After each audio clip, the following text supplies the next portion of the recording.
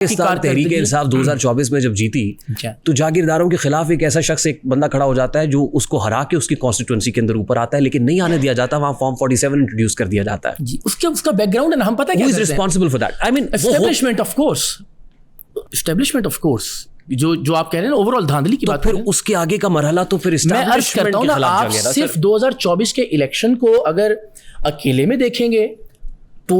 उससे पहले कि वो शख्स 25 साल उस निज़ाम का हिस्सा रहा, अल्टीमेटली वही मुशर्रफ से लेके और बात की हद तक, और फिर अगेन सियासी डिक्टेटर के तौर पर अकेले फैसले किए जो कि गैर दानिशमंदाना फैसले थे। हमें हमारे जो पॉलिटिकल डिक्टेटर्स हैं ना, उनको ये शौक है कि वो कहा जाए कि दिलेर और बहादुर। मैं हमेशा समझता हूँ कि सियासत में जो बहादुरी या दिलेरी है वो आपकी ज़ात की हद तक तो ठीक है, लेकिन अगर आपके फैसले से करोड़ों लोगों की ज़िंदगी में कोई फ़र्क पैदा हो सकता है तो फिर दानिशमंदी से फैसला करना होता है, फिर दिलेरी से फैसला नहीं करना होता। और हमने देखा कि इस मामले में भी खान साहब ने बहुत सारी ऐसी चीज़ें की जो ना की जाती तो शायद वो वापस हुकूमत में आ जाते। आपने आते ही वापस हुकूमत से निकलते हुए जिनकी मदद से और जिनके बल पे आए थे गवर्नमेंट में, आपने मीर जाफर, मीर सादिक और उनकी मदद और उनके बल के बगैर हुकूमत में आना पॉसिबल है? पाकिस्तान की तारीख में 1993 का इलेक्शन, 1997 का इलेक्शन, 1970 का इलेक्शन, 2008 का इलेक्शन, 2013 का इलेक्शन, तकरीबन